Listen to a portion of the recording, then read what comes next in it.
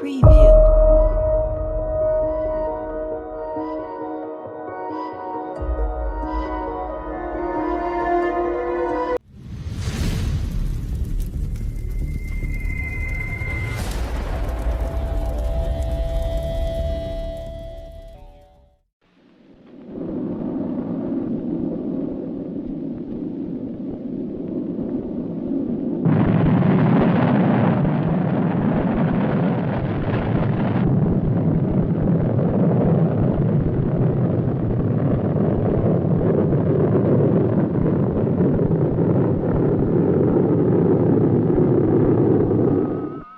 Unidentified flying objects are spying on our planet. Extraterrestrials are observing us on Earth. Flying saucers have land bases here. Aliens continue abductions of Earthlings. These shocking statements are being made by space scientists all over the world. No matter what the language, the message is the same. We are being watched by beings from outer space. Scientists are now convinced that the UFO syndrome is indeed a fact. Some of our own astronauts have told of UFO sightings while on space missions.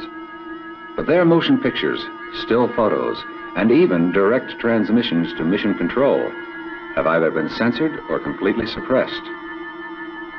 And their evidence has been put under wraps.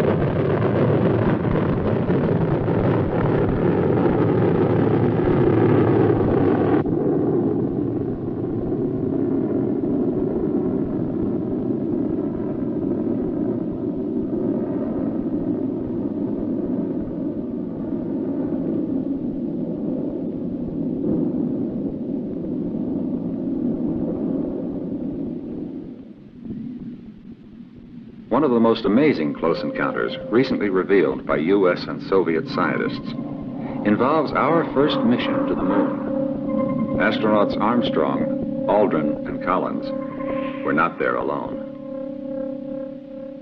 On the third day out, a strange object was spotted, but its distance and shape could not be determined. It disappeared, and the astronauts never knew what they had seen. When they neared the moon, they heard strange noises on their radio, which they thought could be a code. When Apollo 11 landed in a moon crater, Neil Armstrong reported to NASA Mission Control that two large mysterious objects were watching them. These two alien spacecraft landed near the lunar module. Buzz Aldrin took motion pictures of them from inside the module and then continued photographing them from the moon's surface.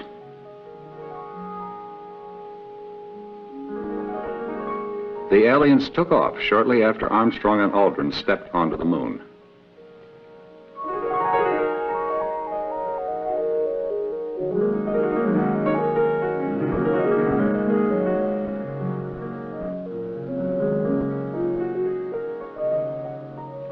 As the Aldrin pictures were never released by NASA, and there were several interruptions in transmission from Apollo 11, many conclude the suppression and censorship were part of NASA's ongoing cover-up of UFO encounters.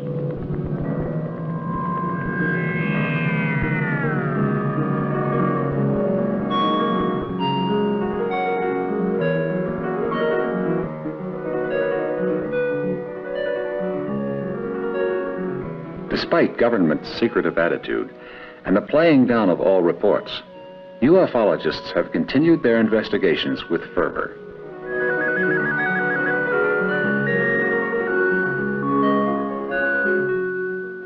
As descriptions of UFOs vary greatly, for more information, we have contacted the world-renowned ufologist Trevor James Constable, who has been cataloging UFO sightings for over 30 years. With reference to each particular type of photograph that I have taken, there are available similar photographs from other sources that were taken by people actually with little or no knowledge of this phenomenon, and usually they were accidentally taken. Here is the original bioform picture that I took in August of 1957. We call that one the amoeba, and there are some 4 successive photographs of this thing taken on infrared film immediately above my head, and then on the later exposures against the known background of the desert floor, a place to which you could return any time if you wished. So this one was taken in color by a deputy sheriff, Sheriff Stroke, near St. Cloud, Minnesota. There was a case involving President Carter's personal helicopter. A photograph was made by a civilian employee of the Defense Mapping Agency down there, and she was covering the president's departure. And there are perhaps 100 people watching the helicopter depart. And here is another one of a very similar type to the President Carter picture that was taken by Lee V. Ertley, a nationally known outdoor writer. This was taken in Utah.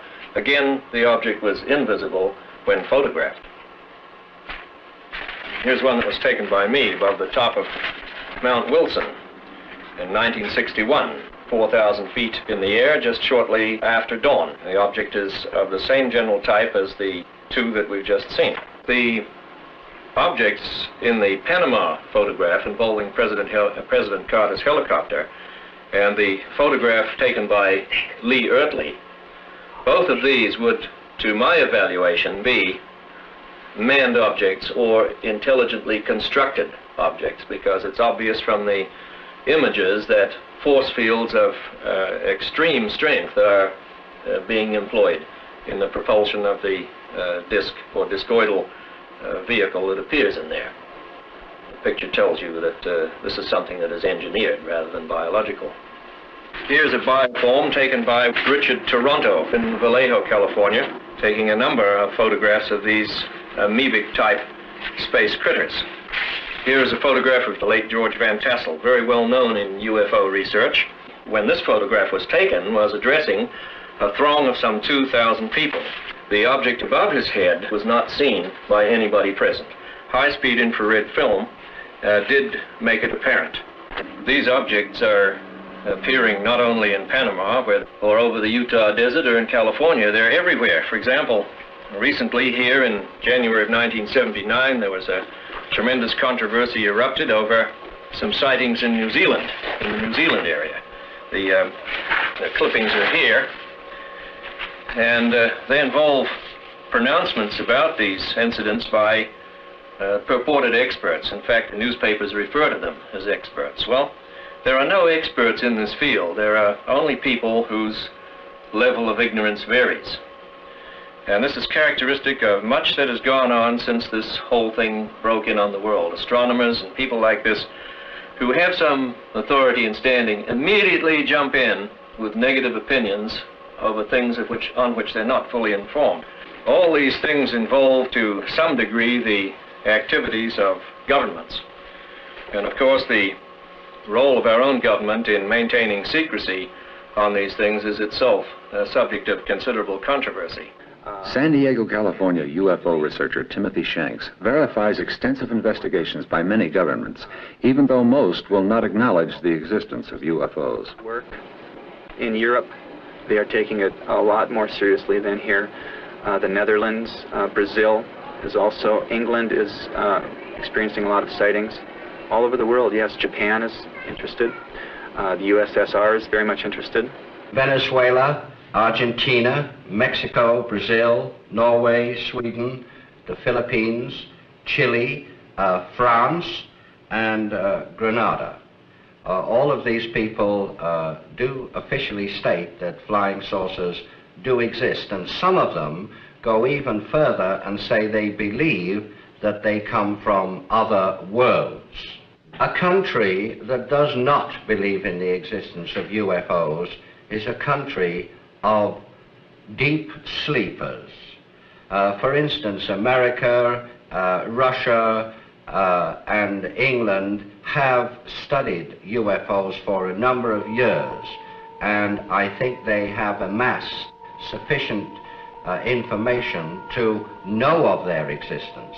But you see, they will not officially admit that they know of the existence of unidentified flying objects. Dr. George King, president of the Aetherius Society, an international authority on UFO investigations. Trevor Constable jumps into the ongoing governmental controversy. There is, however, no doubt, if one is to believe a distinguished Canadian scientist, that there is, in our country, a super-secret group, a super-secret scientific group through which all this critical UFO information is channeled. The late Wilbert Smith, who was a scientist with the Canadian government and headed the Canadian government's Project Magnet back in the 1950s, in an attempt to penetrate the propulsion secrets of the UFOs, stated in a tape-recorded interview made before his death that certain samples had been forwarded to him in Canada from Washington for analysis. And after he made the analysis in Canada, he was required to return the fragments to this super-secret agency in Washington.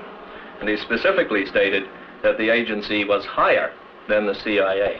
So the government is in it up to its neck, despite any press and propaganda releases that the Air Force or anybody else makes to the contrary. They're in it. Dr. Frank E. Stranges, director of the National Investigations Committee on Unidentified Flying Objects, takes a shot at government and its cover-up. I would say in my 32 or 33 years of UFO investigation, I have found definite evidence of a conspiracy. When we speak of the word conspiracy, it's a group of individuals who gather together with a prime purpose of either doing good or evil to a subject or another.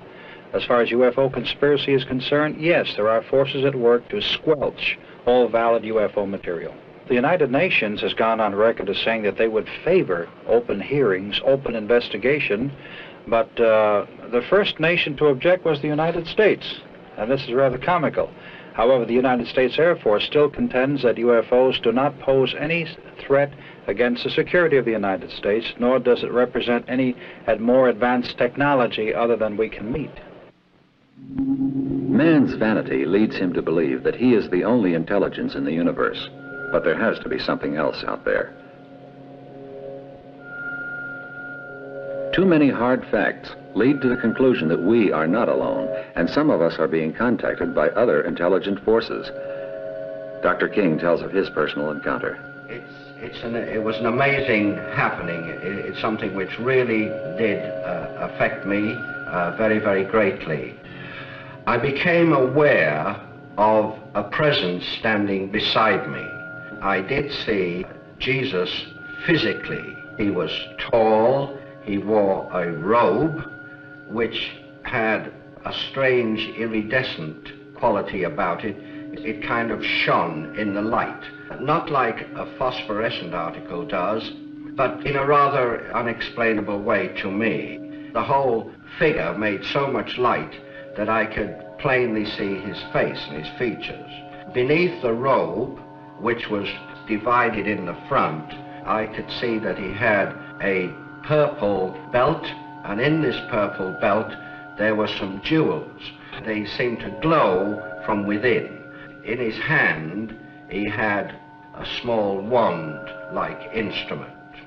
Beneath the robe he had on a jumpsuit type of thing. He had long brown hair and, surprisingly enough, blue eyes.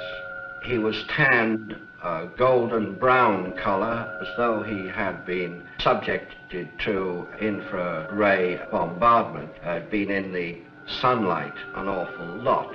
He leveled this wand at me, then I lost all consciousness.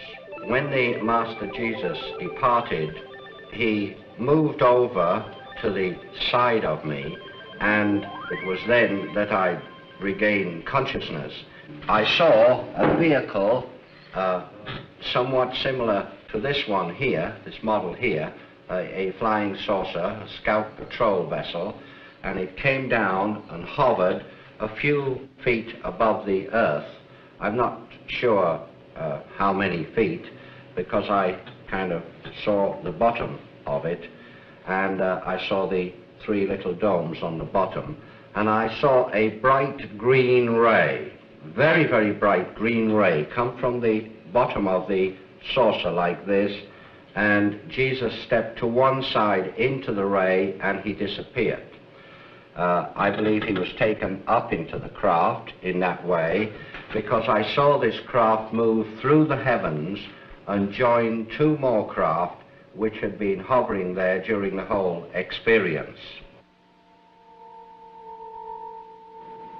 Mr. Robert Schofler recalls his mysterious encounter. I was sitting in a car, and suddenly the car was filled with a brilliant blue light. There was no sound. I looked up to the sky, and there was a beam of light coming down towards me. Then it went out, and there was nothing there. Another encounter is related by Mr. Armin in an interview in Los Angeles, California.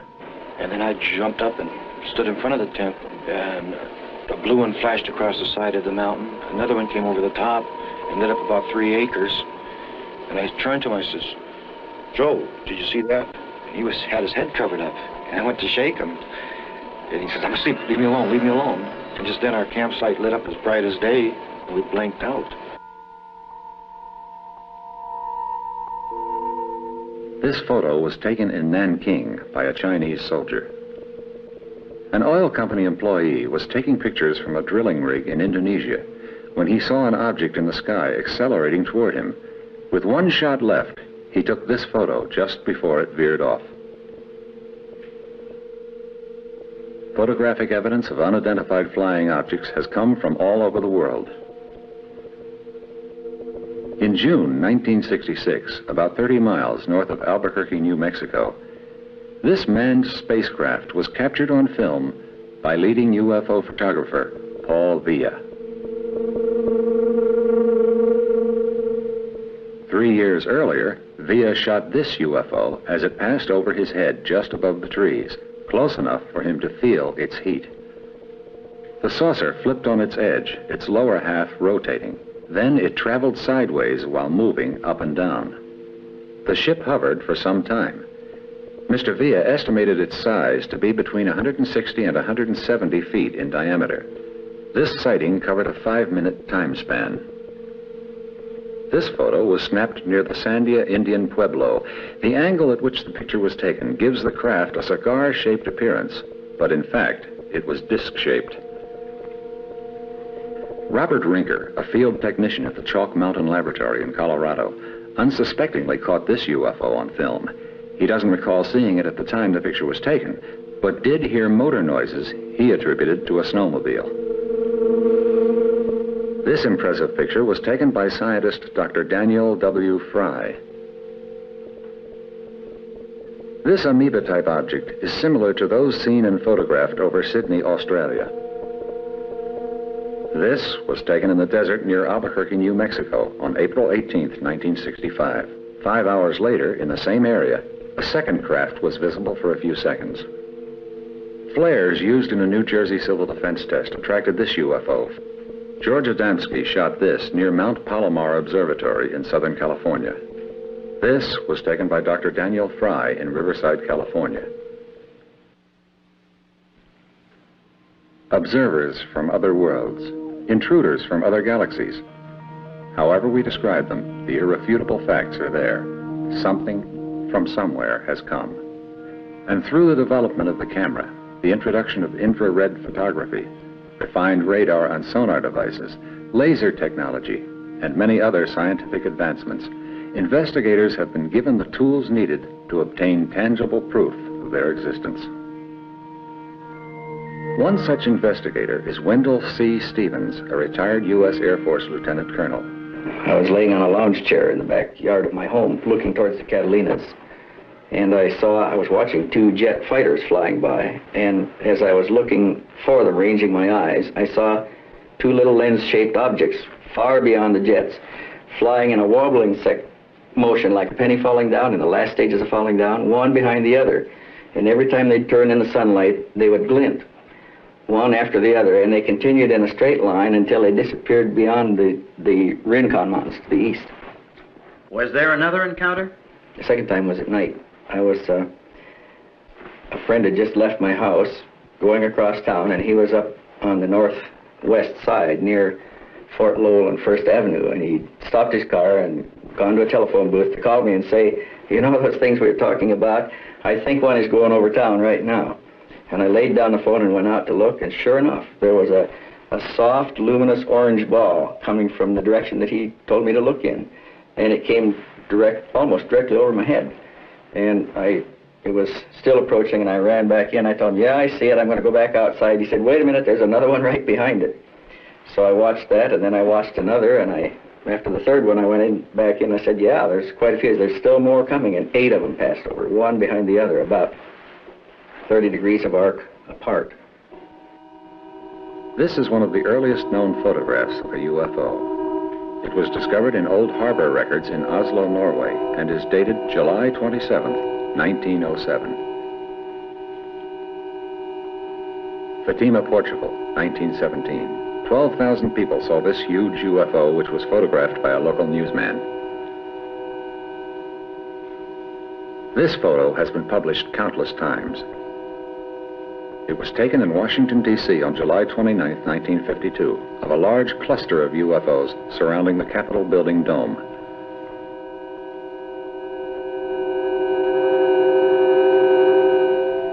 A Marine Corps pilot, while flying reconnaissance over Korea during the police action of the 50s, spotted this object, gave chase, and was able to get this aerial photo before the unknown darted out of sight.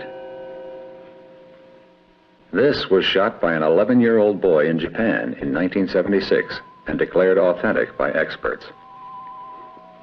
The location was Tainter Lake near Colfax, Wisconsin, April 1978. A man and his girlfriend were enjoying their afternoon of fishing when the sighting occurred. He grabbed his Instamatic camera and shot these photographs during the 3 to 4 minute encounter. Mr. Joyce and his wife Norma, on an evening walk in Hot Springs, Arkansas, spotted this UFO. Wendell Stevens continues.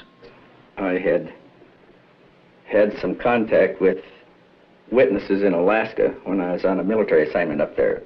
They experienced close approaches by circular disc-shaped craft over the polar area as we were mapping that region from 1947 to 1950. Although limited in ways of communication and record-keeping, there are still many indications that sighting of UFOs and alien encounters occurred thousands of years ago.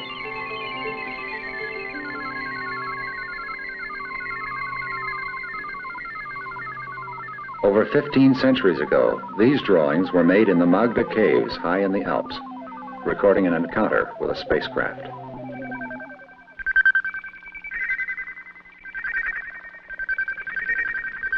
Together with the objects most familiar to the early caveman, such as the bull, horses, and trees, we find over and over again, most faithfully reproduced, other things natural to the environment.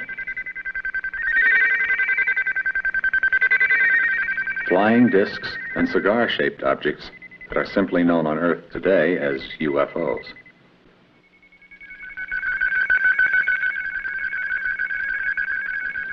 When catalogued by archaeologists, amazing similarities were found between the shapes in the ancient drawings and the pictures being taken by UFO photographers today.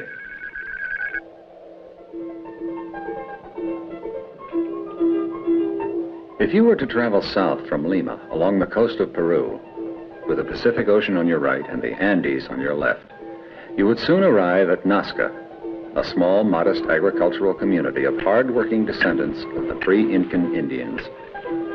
This rugged country has long been of interest to archaeologists, having been the site of the great Incan Empire. In recent years, other scientists and researchers have journeyed to this impoverished area in search of traces of an ancient civilization who kept records of visitations of spaceships and space beings. These researchers feel that much that they have found thus far lends support to the theory that aliens did come to this planet and possibly colonized. They argue that the great achievements made by the Incan Empire are totally unexplainable unless the simple Indian people had been guided by beings of much greater intelligence and knowledge. Throughout this area, startling evidence of alien visitation is found in these explicit rock drawings.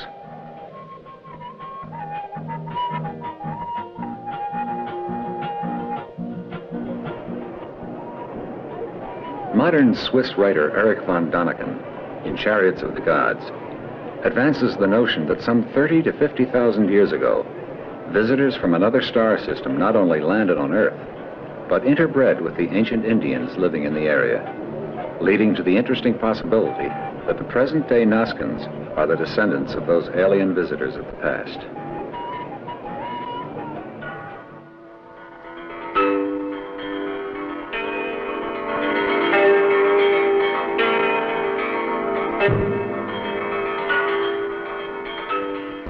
In the ruins of the great Mayan center at Chichen Itza, we can still see the bas-reliefs on the remains of the walls of the great Temple of the Warriors and the many colorful drawings which depict spacemen and spaceships. The same type of carvings and drawings are found in the ruins at Uxmal. In the days when the Mayan civilization flourished, each community depended on a ceremonial center, each with its own identity and architectural style. Yet one thing they all had in common was the picture writing depicting the space beings and their ships. It is, of course, possible that visitors from a more advanced civilization did bring to our planet the knowledge of mathematics and physics that were necessary in the building of the pyramids and Stonehenge. As far back as the Middle Ages, men had no doubts. These huge constructions were the work of unearthly beings. Some of today's researchers believe that Stonehenge was built as a most sophisticated astronomical observatory used for predicting eclipses. But by whom? Surely not the Neolithic farmers who resided on the Salisbury Plain, who were without a system of writing or numerical notation. Surely these simple people were incapable of demonstrating the skill in surveying and geometry necessary for such accomplishments. We have seen photos of alien ships, but we can only speculate on the means used to propel them. Some ufologists believe that these highly intelligent beings have not only discovered the secrets of the natural forces that control the movement of the planets through the universe, but have been able to harness these forces for use as the ultimate power source. To explain this propulsion theory, noted scientist, educator, and UFO lecturer Chan Thomas. I'm a scientist. I've been involved in the field of cataclysmic geology for about 15 years. This is an unknown science in the English-speaking countries. Well, not exactly unknown, but it's not taught in any formal educational course. It was started in the European countries of France, Switzerland, and Germany in the 1750s. The pursuit of this science leads us to a track which requires the solution of the inner energy structure of a planet to explain the periodic geological upheavals which occur all over the planet. Now let's take a look at the cross-section of our Earth. First we have an inner core, 860 miles in radius. Outside that, an outer core, 1,300 miles thick, which exhibits all the properties of a molten liquid. And then outside that, the mantle, which is 1,800 miles thick, which is largely solid. It has a molten layer 60 miles down. Then outside that, the radiation belts, inner belt being protons, and the outer belt being electrons. Now, it is these radiation belts which draw free energy from space into the planet. And this energy courses through the planet, concentrating in the area of the outer core, and it's this very concentration that makes the outer core molten. And then it leaves the Earth out the South Pole. And it is the coursing of this energy which makes the Earth rotate west to east once a day. And it is this very energy structure which makes every rotating planet rotate west to east as the energy goes through it. Now, something we've learned from this is that the inner energy structure of every rotating planet is the same, no matter what its size. And it tells us that gravity on the surface of those planets, no matter what the size of the planet, is the same. And I mean gravity in terms of pull per unit area. If you were to go to Saturn or Jupiter, as large as they are, you'd weigh almost the same on the surface as you do right here. This means that life, as we know it, is much more plausible than we were led to believe up to now on any planet, as long as it's rotating, no matter what the size of that planet. This is intriguing, isn't it?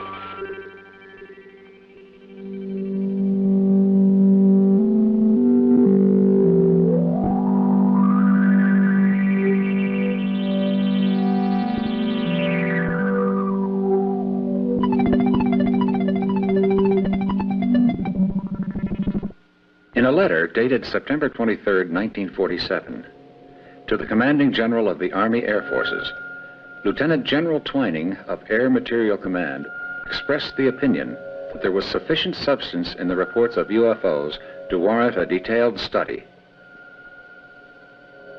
On December 30th, 1947, Project Sign, later known as Project Blue Book, was born.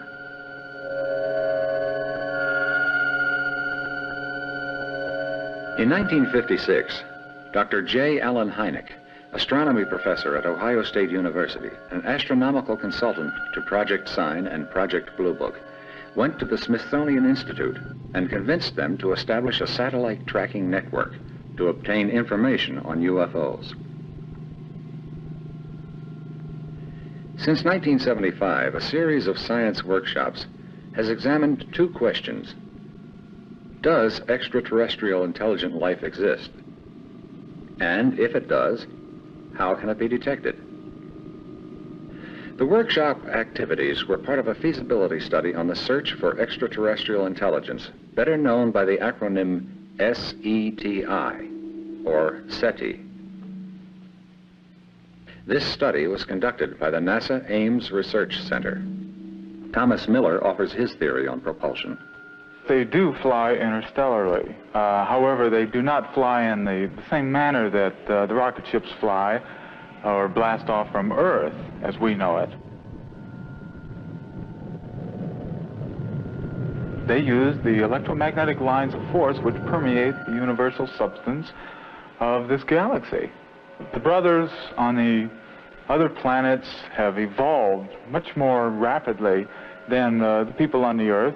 And the ones that we have contacted have transmitted their messages to Earth, and they have given us pertinent information of instrumentations which they will help us build and construct when they do make physical contact, such as an energy device which will use the natural oscillation of atom structures themselves.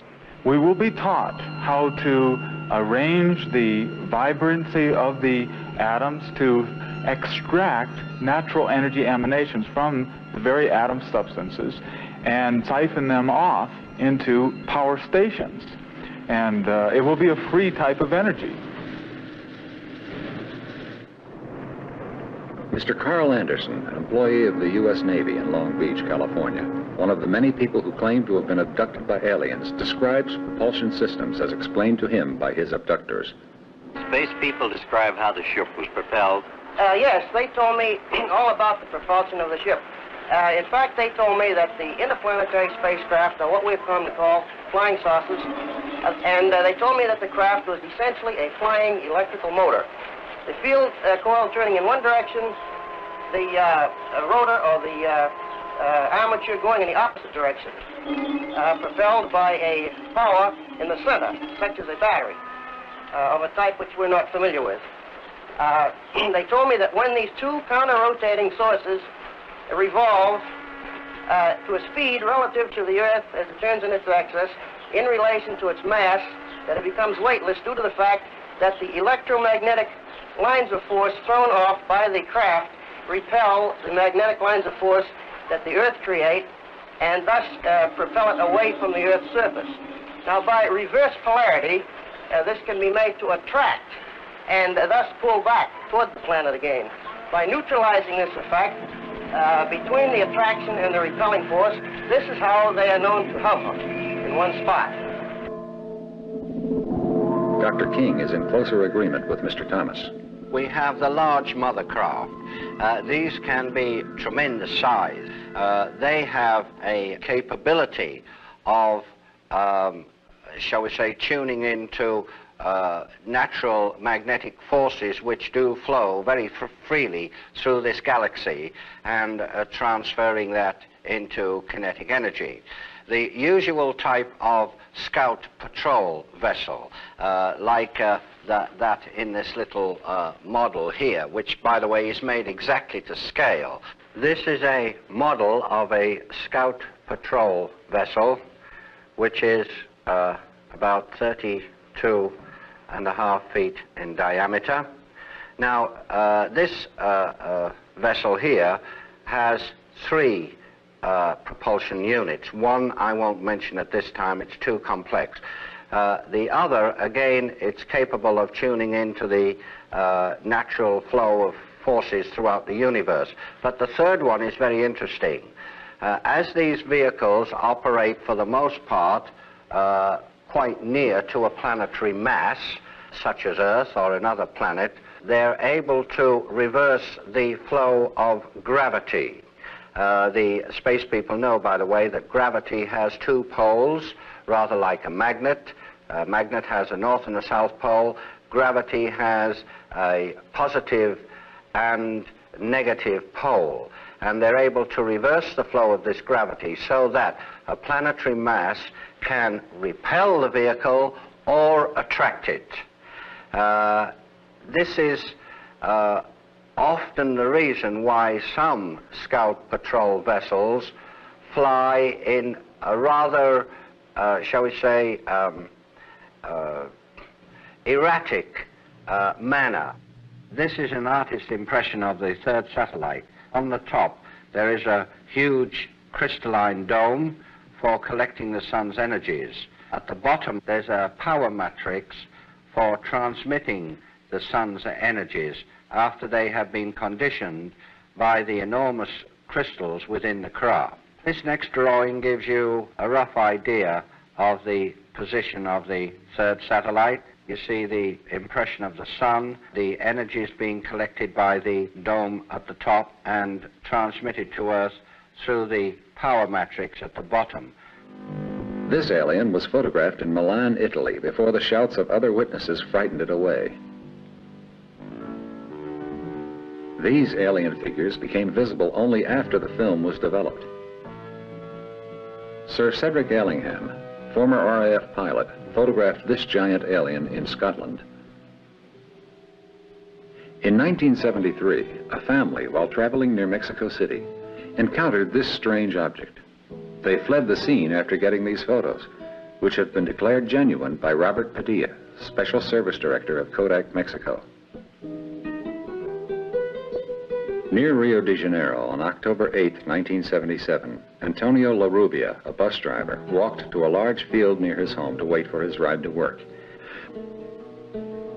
It was 2:15 in the morning, and the dim light made it difficult to identify the enormous leaden object blocking his path. Suddenly, an intense blue light illuminated the field, and 3 robot-like creatures appeared beside him. The next thing he was aware of was being inside a ship and being examined by the aliens, at which time he claimed they took a sample of his blood and made drawings with it on a TV-like screen.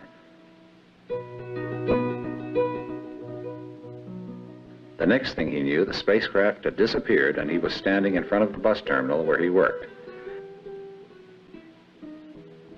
Persistent hounding by the press drove La Rubia into seclusion. In May of 1977, an Air Force officer and his son were driving in the country near Buenos Aires when the youngster spotted a huge capsule in the sky which ejected 3 luminous objects, then took off. Moments later, the 3 scouts disappeared in the same direction. A commercial pilot was returning to Rio de Janeiro from the international airport. About a mile from the field, he saw an object in the sky. These are photos taken of the Saturn-shaped object, which had been hovering between 2 airport runways.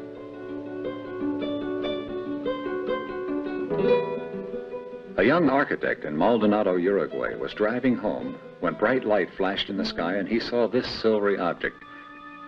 Fortunately for his reputation in the community, a lady in a nearby farmhouse verified the sighting. Others relate their experiences with alien beings. Robert Short tells of his strange encounter.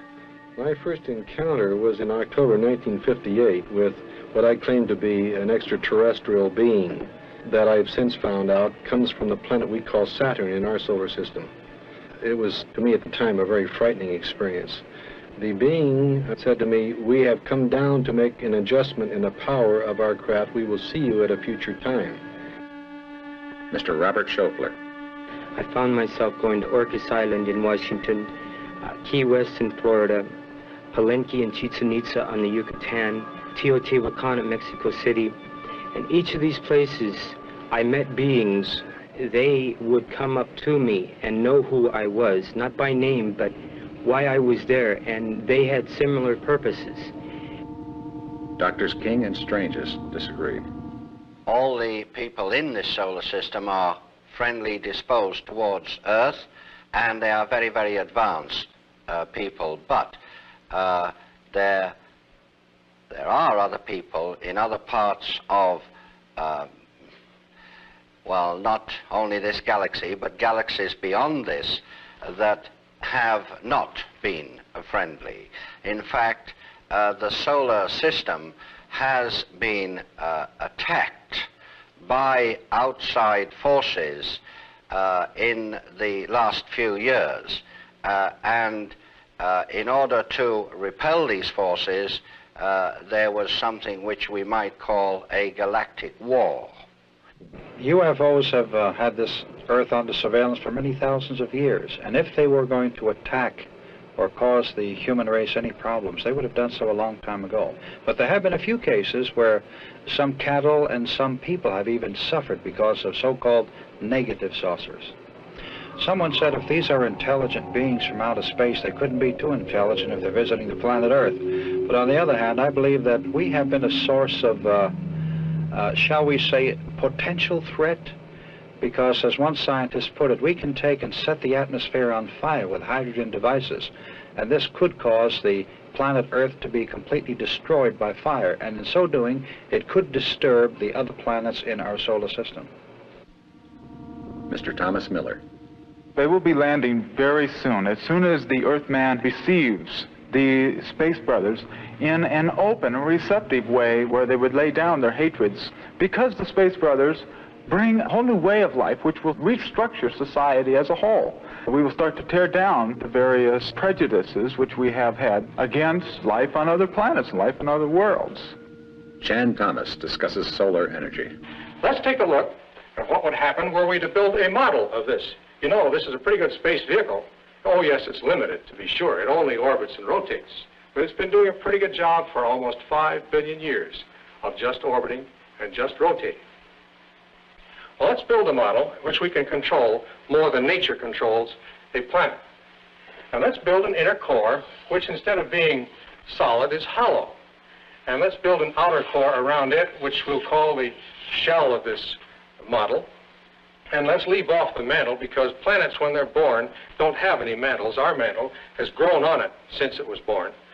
And let's have this vehicle with its own radiation belts, inner belt of protons and the outer belt of electrons.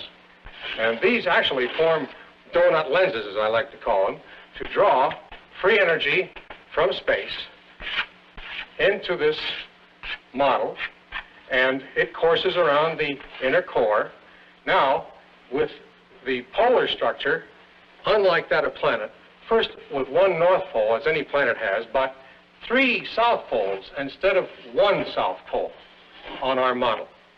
And somehow in this, I won't go into the technical details here, but somehow within this vehicle, this model, let's retain the ability of taking this energy as it courses around the model and distributing it to any 1, 2, or 3 of the south poles, so that the energy leaving is not like a planet just out the south pole. We can make it go out in any direction we want to, horizontally if we want to, or vertically by summing the outputs of the 3 poles.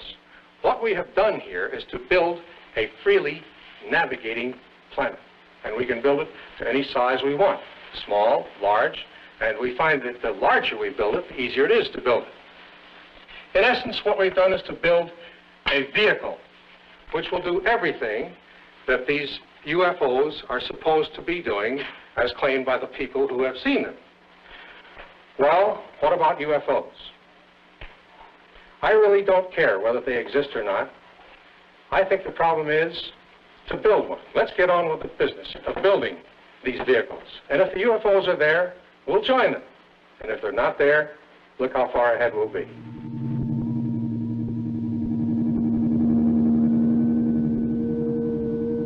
Over the past few decades, there has been increasing debate about the existence of intelligent life in space. More recently, there has been a growing interest in the ways of detecting intelligent extraterrestrial life forms.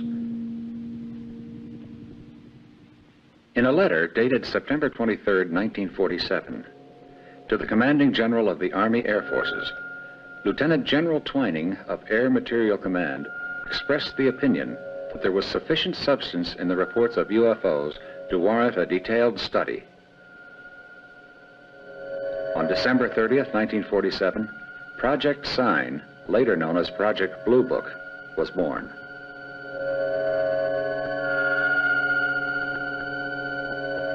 In 1956, Dr. J. Allen Hynek, astronomy professor at Ohio State University, an astronomical consultant to Project Sign and Project Blue Book, went to the Smithsonian Institute and convinced them to establish a satellite tracking network to obtain information on UFOs. Since 1975, a series of science workshops has examined 2 questions. Does extraterrestrial intelligent life exist? And if it does, how can it be detected? The workshop activities were part of a feasibility study on the search for extraterrestrial intelligence, better known by the acronym SETI, or SETI. This study was conducted by the NASA Ames Research Center. Project Blue Book, begun as Project Sign in 1947, assigned its staff to carry out 3 main functions. First, try to find an explanation for all reported sightings of UFOs. Second, determine if UFOs pose any threat to the security of the United States. Third, determine if UFOs could contribute any advanced technical or scientific knowledge. Blue Book officers were stationed at every Air Force base in the nation. The project produced what the Air Force considered a satisfactory explanation for most of the nearly 13,000 sightings reported through 1969. Of the unexplained UFO incidents, the official statement is, the description of the object or its motion cannot be correlated with any known object or phenomenon. On the basis of Blue Book reports, the Air Force drew the following conclusions. First, no UFO has ever given any indication of threat to the national security. Second, there is no evidence that UFOs represent technology beyond present-day scientific knowledge.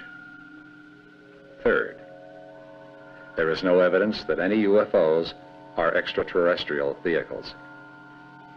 Many skeptics charged that the Air Force was not telling all that it knew, and the transfer of the responsibility of UFO research from the Air Force to the University of Colorado in 1969 did little to end the suspicions and outright accusations of cover-up and censorship.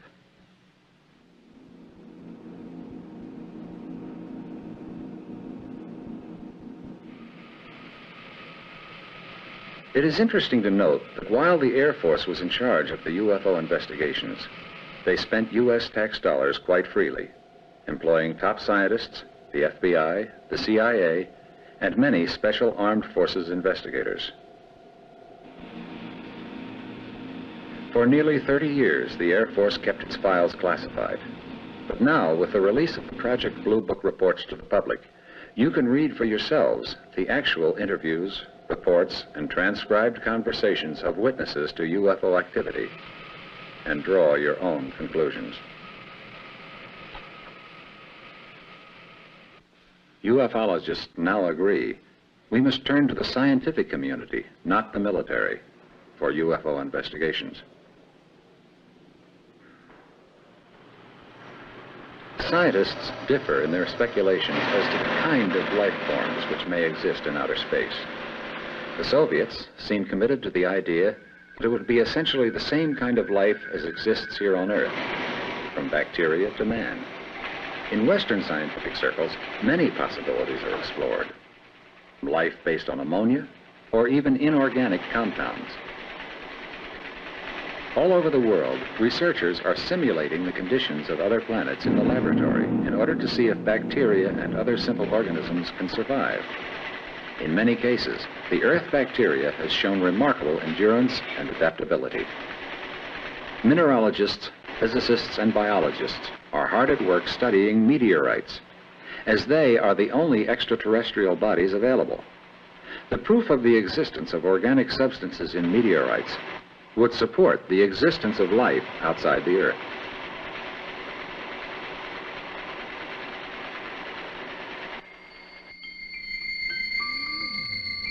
If there are extraterrestrial civilizations out there, what is the best way to communicate with them?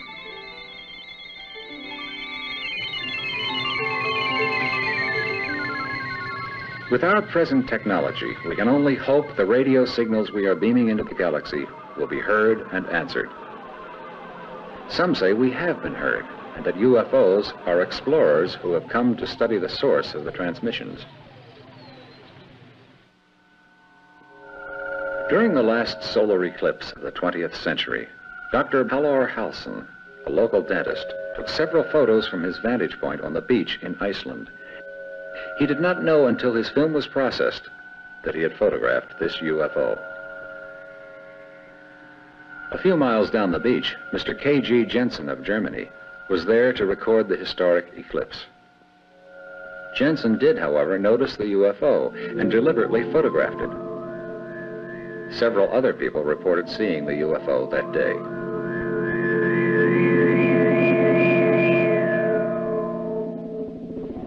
This was taken in Lublin, Poland, August 30th, 1977, by a photographer who still lives behind the Iron Curtain and asked to remain anonymous.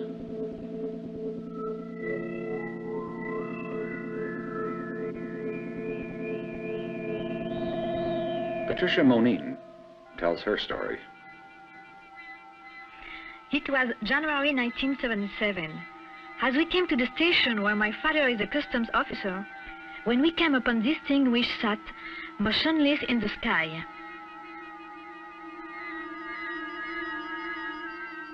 Professor A.Y. Bonillo took this on August 12, 1883.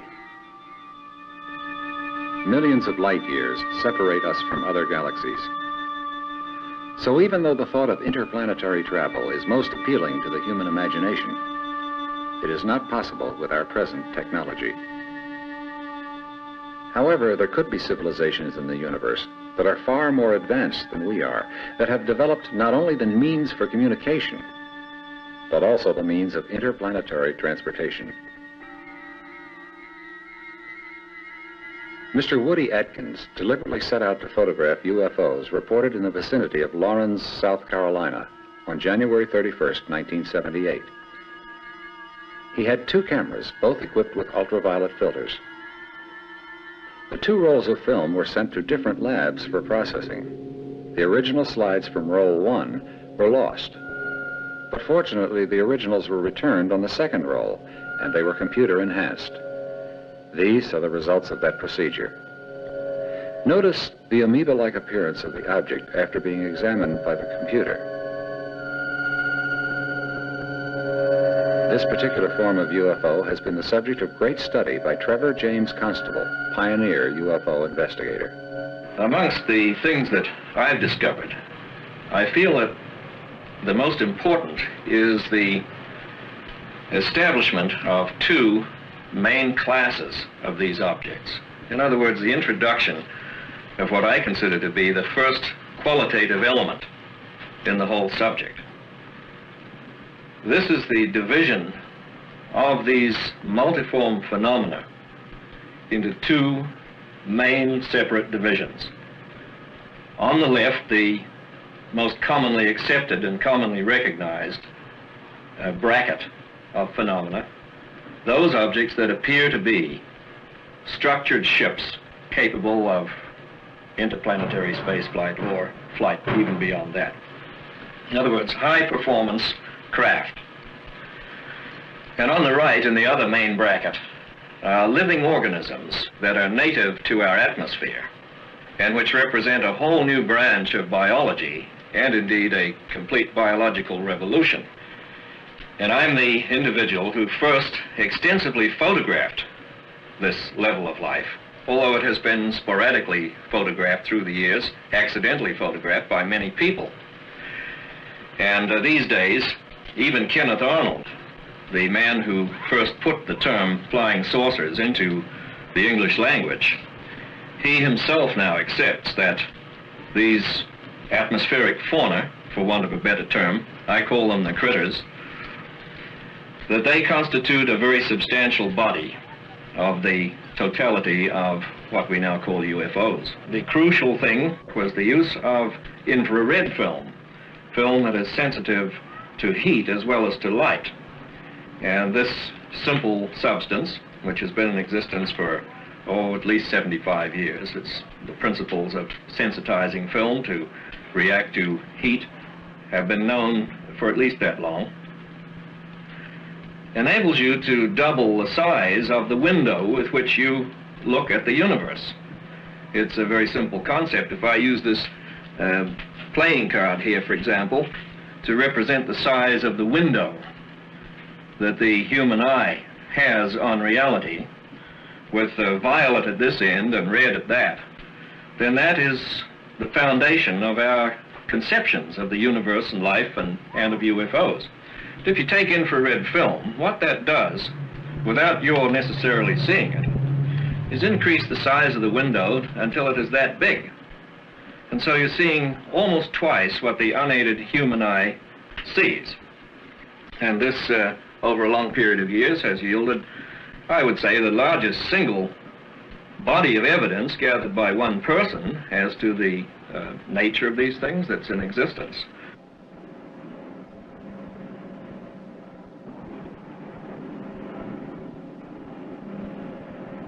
The critters, as I call them, the living organisms of whatever kind in the atmosphere that are unseen. And they are self-contained mind-body units just like we are. A human being, when all's said and done, is an integrated mind-body unit. These organisms are of the same order as that, although much lower on the evolutionary scale than we are. On the other side, you have what are obviously manned constructs. They are devices of some type that are propelled by manipulations of energy that we do not yet technically understand, and to which we are just beginning to gain fringe access.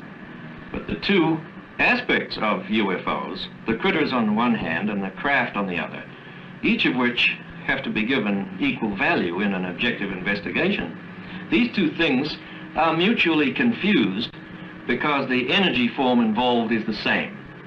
The energy that propels the critters is used technically by the ships. That's the way I conceive of it as being put together. One of the most interesting aspects of the UFO syndrome is the recurrence of reports of abductions of Earthlings by aliens from outer space. One of the oldest organizations involved in investigation of abductions is the Aerial Phenomena Research Organization, headquartered in Tucson, Arizona. We interviewed its co-founder, Mr. Jim Lorenzen. Scientific consultant staff and investigators around the world. We collect reports from all around the world, and we analyze these reports and make some judgments as to their merit, and we accumulate a library which is available to scientists to study. This is a job that has not been undertaken by anyone else. We feel it's a need that really needs to be fulfilled. Travis Walton was in the National Forest in central Arizona in company of 6 other people. They saw at close hand an unidentified flying object. Travis approached it and was struck by a beam of some kind which knocked him down. The other people fled the scene. When they saw some lighted object apparently leave the scene, they came back to look for Travis, but they didn't find Travis. Travis showed up 5 days later at a different location, and he told of having been held aboard some craft by strange aliens. That's the essence of the story. It was quite a difficult one to investigate. When Travis first appeared after this experience, he was in bad physical shape, and our first approach there was to get him to some medical doctors. The witnesses in the Travis Walton case were subjected to polygraph tests because they were suspected of having done away with Travis, and the test took place 5 days after the incident. All of the 6 that took the test passed except one, and his test was determined to be just no test because he couldn't calm down even in answering his own name. He was upset about the idea that he might have done something to Travis. But all these men passed the test that they had seen an object. Travis was subjected to the first test 10 days after his disappearance, and that test was poorly administered, and it was done under bad circumstances, and he failed it. We went back testing under the ideal conditions, and he passed, and he has since then passed additional tests, and he has passed the PSE test administered by the inventor of the machine. The PSE test determines stress in the voice, the assumption being that a person lying will show stress in the same way that polygraph picks up stress. Now, we use this quite often when we have just single witness testimony and we have it on tape, because all we need is the tape. So it's a very convenient tool for truth verification. We conclude that Travis Walton was telling the truth about a real occurrence to the best of his ability. In the most unusual encounter ever reported, an Italian security guard was abducted for an incredible 4th time. Fortunato Zanfretta of Genoa, Italy, has been hypnotized, given truth serum, and subjected to intensive questions. But his story is unshakable. Zanfretta's first 2 abductions, both in December of 1978, were followed by another in July of 1979. Then on December 2nd, 1979, a year after the first abduction, he was kidnapped again. After the last occurrence, eyewitnesses reported seeing the alien spaceship take off only a short distance from where Sanfreda was found. Jim Lorenzen tells of the Walton investigation. This young man in question contacted us by mail, sent us some photographs that he'd taken. And our first approach then was to analyze the photographs to see if there was any probability that they were hoaxed. They seemed to be genuine, so our next step then was to contact the young man and to check somewhat into his background and to become acquainted with him. Then our approach from there on is sort of like criminal investigation. We subjected his testimony to PSE, and he took a polygraph test to verify the truthfulness of his testimony. And also, since the man did report that he was abducted and that he saw aliens aboard a strange craft, we have had him draw what he saw aboard the craft, and we are also having an artist produce a model of the alien that he described. This is a model of an alien based on information supplied to artists by abductees William Herman and Travis Walton. Artist Alan Levine created this sculpture. Using the same procedures followed by police departments when investigating a crime, artist Levine was able to arrive at this likeness of the alien. Sketches were made while the abductee described the creature, and after these were corrected, Levine proceeded with the sculpture. This was a painstaking endeavor, as the witnesses did not always agree. Both men agreed on the almond-shaped eyes, small nose and mouth, the unusual position of the ears, and the large hairless skull. And although the alien does have a mouth, all communication was telepathic.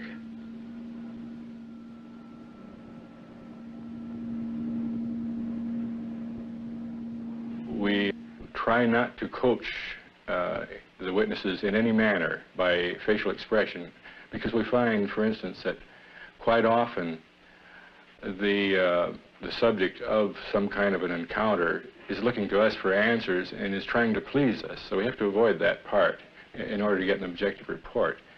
I think that our first concern that we always show is the welfare of the witness. Abductee Robert Short. I began to understand that my work would be through the auspices of the solar government on Saturn in this system. Alan Michaels tells of his abduction. I was enveloped in a shaft of light, and as I went up this shaft of light, I just looked back, saw my body, and went right up out of it into a mothership in outer space. Your memory is very vivid, very sharp. There is a very strange phenomenon which has occurred in many cases of abduction. The victim has no conscious memory after seeing the spacecraft. They do not remember being kidnapped.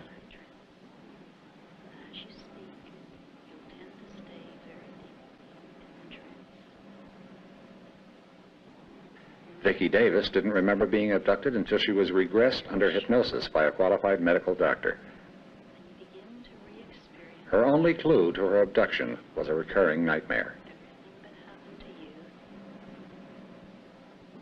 Because she does not wish the publicity or notoriety, the doctor treating Vicki has asked to remain anonymous. This actual hypnosis session has been edited due to time limitations. From this point on, you can speak without coming out of the trance. As you speak, you'll tend to stay very deeply in the trance. Your memory is very vivid, very sharp. And you begin to re-experience in vivid detail everything that happened to you on that night. And from this point on, you can speak without coming out of the trance. As you speak, you'll tend to stay very deeply in the trance. So just begin telling us what you're experiencing, what you're seeing. Driving into the rest area, and we're getting out of the car and going to the bathroom.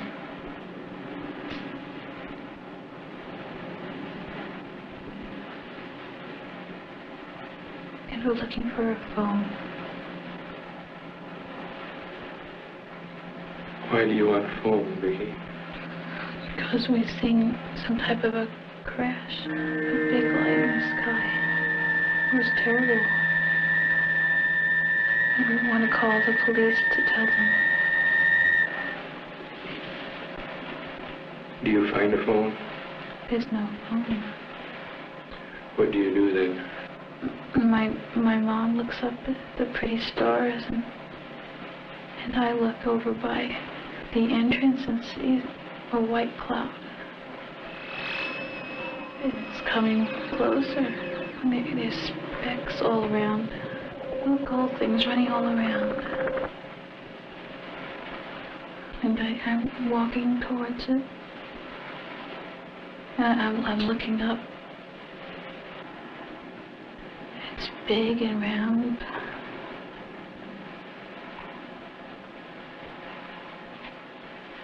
Can you see into it?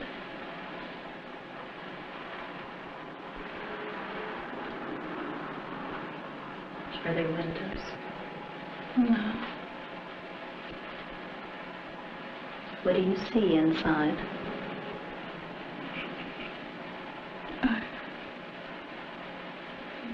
I'm on a table now. Like a table, but it's not a table. How is it like a table? It's long, and it's off the ground. Do you know how you got there? No. Tell us what happens on the table. Can you tell us about that? There's light coming from it. And they have some type of a thing. When you say that there are some things, can you be more specific and tell us what sort of things you're talking about? They're big energies, very glowing, and they move.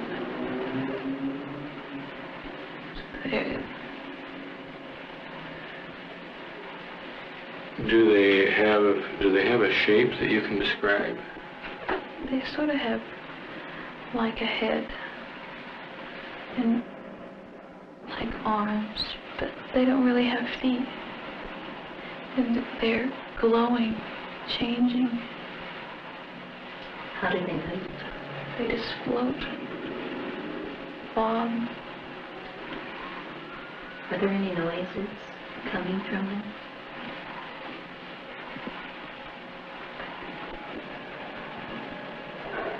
Do they have eyes, faces? They have some black spots, 2 black spots. How many are there? 3, 4. And what are they doing to you on the table? They're looking me over with some type of a thing. It's a machine type of a thing. It has light. Our cameras were allowed to be present when Brian Scott went into a self-induced hypnotic trance. During the trance, his eyes rolled back in his head, and he spoke in a voice which claimed to be Voltar, an alien from another planet. Testing proved the voice was not that of Brian Scott. Gunner, go. 020-020. We understand that the probe wishes to impart information at this time. We are willing to receive this information now.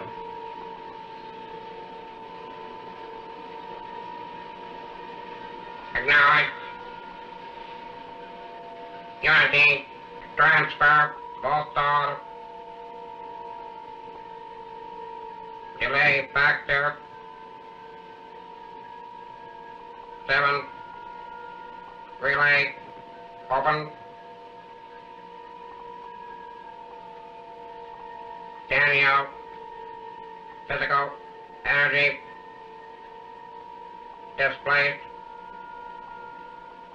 Unity of the Council. Dr. King discusses the cataclysmic results of alien intervention on our planet.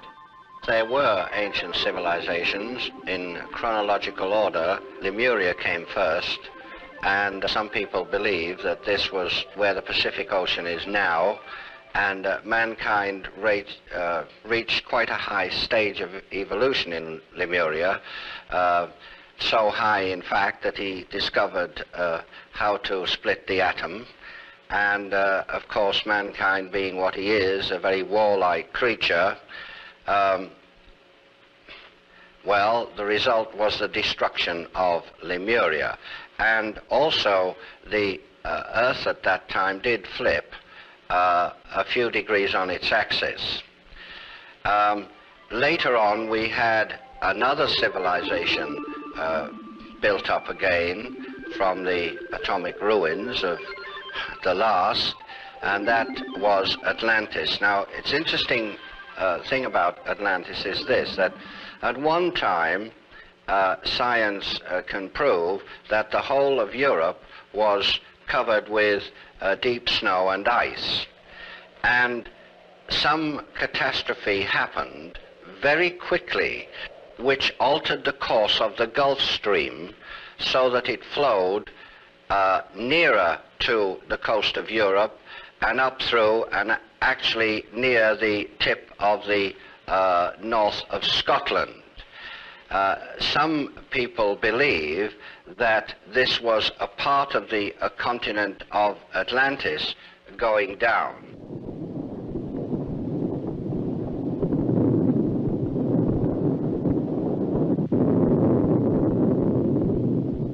Two of the most ancient books on Earth are now translated from the Sanskrit into English, and they do talk about Vimanas, which were flying machines, and they do talk about two atomic weapons that were used. One, the Brahma weapon, and the other called Indra's dart. There was an atomic war, and the result of this atomic war was the destruction of Atlantis. Again, it's very interesting to note that people are now making quite some discoveries in this regard. For instance, they found a huge road about 100 foot beneath sea level. This road is made of very, very large stones which do not belong in that area, and these stones are fit very, very closely together. The stones, they estimate, weigh hundreds of tons each, and it's possible that the Atlanteans had powers which we do not have today. Are they trying to communicate with Earth through Vicky? What is the meaning of this strange writing, which bears a remarkable resemblance to the ancient Sanskrit?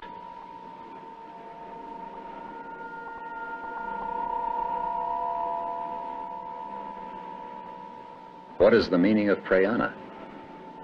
Could it be the planet or solar system where Vicky's abductors came from? Doctor, is Vicky's case valid or unusual? Yes. I believe that she had a very valid experience, and this is corroborated by the regression of her mother to the same event. And while her mother was not abducted, her mother did describe a period of time lapse. Why do you, as a highly regarded medical doctor, investigate these abductee cases? Because I've had a personal UFO experience. I have seen UFOs in my own experience, and that's why I am interested in it. Was that a frightening or traumatic experience for you? No, simply a sighting. I see. Do you think someone could be abducted or taken away and have no conscious memory of such an occurrence, Doctor? Not forever, no. I think it can be temporarily blocked, yes. Doctor, are you treating others with experiences similar to Vicky's? Yes, there are several, maybe 3 or 4, that are possible abductees. But they're still in the preliminary stages. And we need to have further investigative sessions with them. Is hypnosis always an effective tool in these abduction cases? That varies with the individual. Everybody differs in their ability to go into hypnosis, and also they vary in their ability to go into a depth of hypnosis. It requires a fairly deep trance for regression. Could you tell us a little more about regression, Doctor, and how it works? Regression is simply taking the person back in time, in memory, to an event that had significance to him. Police departments now use hypnosis to try to learn the truth in criminal cases. Are you aware of this?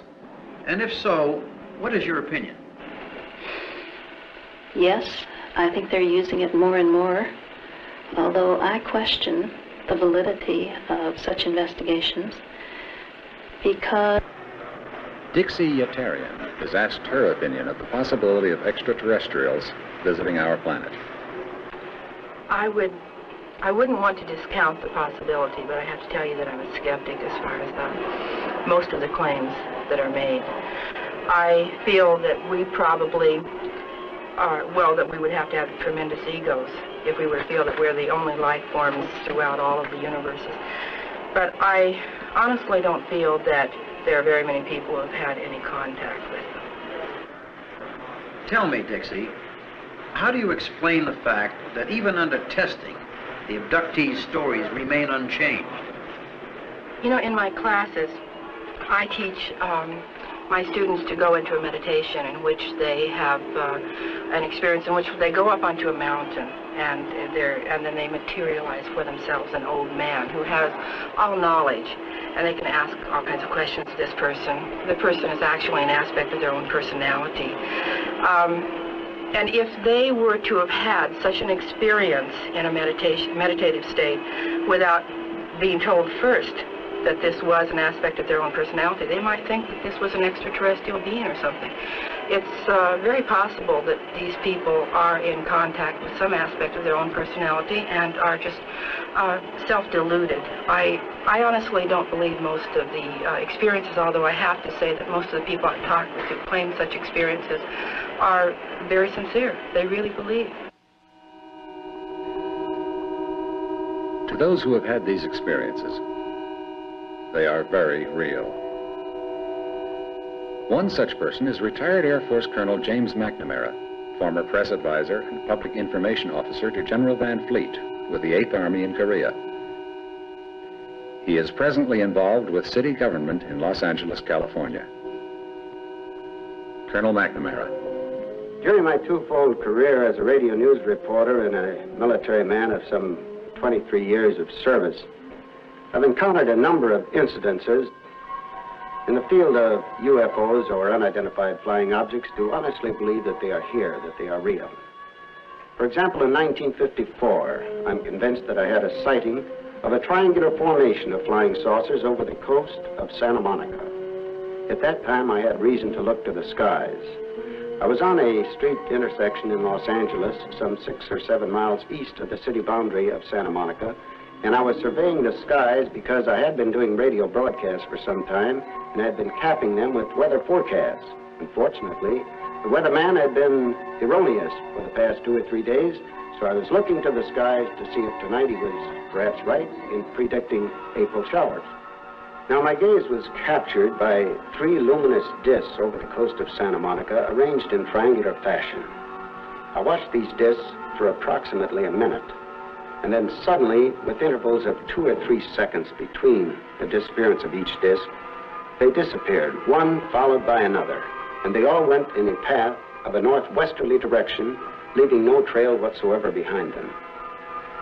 What was incredible was the fact that they seemed to vanish as if the sky was nothing more than a sponge. That's how fast they seemed to disappear.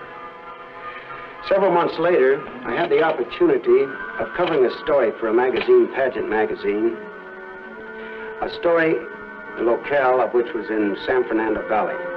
This had to do with a UFO sighting and a subsequent dropping of some very fine material, mysterious material, if you will, which I like to call angel's hair because it resembled the angel's hair which we decorate our Christmas trees. Now, the story itself was not too impressive to me. It was an impressive story, but the real impressive thing to me was the fact that the United States Air Force dispatched a major to interview me as the author of the story and the people to whom I talked to get the story, which demonstrated to me that the United States Air Force regards the UFO and any phenomena attached to UFO certainly as within the realm of possibility and probability, certainly not on the borderline of science fiction. Mr. Michael Barton, California author and lecturer, does not doubt his experiences. The people who were with him at the time of the sightings believe it too. I have seen UFO on a number of occasions. One time at Harmony Grove, California, when we were at a convention, a saucer did appear, and a number of people saw the flying saucer directly over the lecture hall. This was in 1960.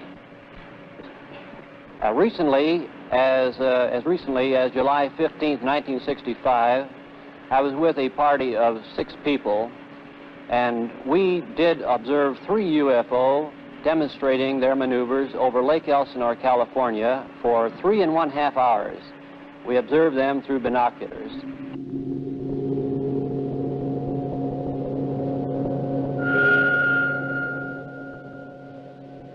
Colonel McNamara concludes. I have talked during my career as a reporter with many, many people who have had sightings of UFOs and who have given me the complete impression that they too, as I feel, believe that UFOs are real and that there are visitors here in our Earth from outer space. Alan Michaels makes a startling claim. There are some 2 million people in telepathic bodies on this planet now, making ready to receive Earth people to bring them into the kingdom of God. Dr. King claims there are at least 3 people from another planet living on Earth today. Ruth Norman, known as Space Ruthie, while preparing for the arrival of more extraterrestrials, speaks from her California base. Greetings, Earth people. I am your Space Fleet Coordinator. I'm the forerunner for the space people who will be landing before long now on your Earth planet. I am the messenger and forerunner and ambassador from many of the spiritual worlds and the physical planes and the astral dimensions who have come to this your Earth planet to introduce you people to a higher way of life. Dixie, if aliens were to contact someone here on Earth, who do you think it would be? Well, first of all, I think that they would probably contact some of our great minds, some of our political leaders. I really don't think that they would channel through so-called mediums and give information about the nitty-gritty affairs of a person's life. These mediums who claim to be channels for extraterrestrial beings, people come to them and ask about their love life and their business concerns. I really don't think extraterrestrials would be interested in that. There are many, many, countless thousands of people who live here, who have incarnated here, but not who have come via spaceship. They're self-deluded. I really believe that. Most of them. I wouldn't want to make that a blanket statement. The ones I've met. I think it's really dangerous what they're doing. Mainly, as I wrote in my book, I've seen too many cases of people getting involved with these people and watching a trance mediumship sort of experience and then going home and thinking, gee, I could do that. And they go into a trance experience and maybe contact some aspect of their own personality that they've sublimated, some fear or anger, and then bringing that forth and not being able to deal with it, and they end up on a psychiatrist's couch or at their priest's. Not all sightings can be dismissed as unreliable. An object standing still in the sky over England was photographed by an airline pilot taking home movies while on holiday. It hovered for quite a long time, and he knew it was definitely not an airplane. He continued filming it as it streaked across the sky, leaving a visible trail.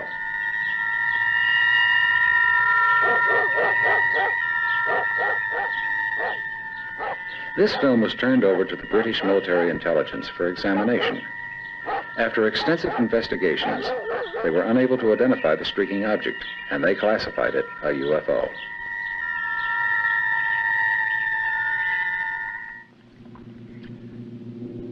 This rotating craft was hovering over the trees in Merlin, Oregon, when photographed on 16mm motion picture film by Dr. Daniel W. Fry.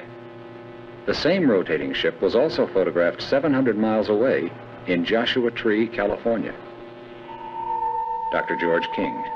Almost always when people have a close proximity sighting, that is a UFO very near to the road, for instance, if they're driving along in their car, the car engine will stop and the headlights will go out, etc. This is common. It's happened all over the world. From his patrol car, Val Johnson saw a bright light in the sky. He recalls only the sound of shattering glass. Then, he was 854 feet from where he started. The engine was dead, the clock and his watch were stopped, and his face and eyes were burned.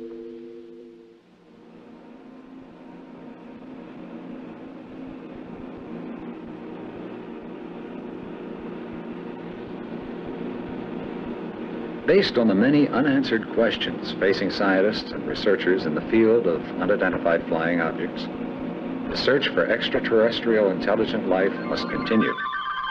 We must, as recommended by SETI, establish a listening network with greater capacity, perhaps by the use of space probes or other satellites. If we do not find intelligent life elsewhere, we will have learned how precious our human culture is and stress our responsibilities to the preservation of our planet. On the other hand, were we to hear but a single extraterrestrial signal, we would know one great truth. It is possible for a civilization to maintain an advanced technological state and not destroy itself.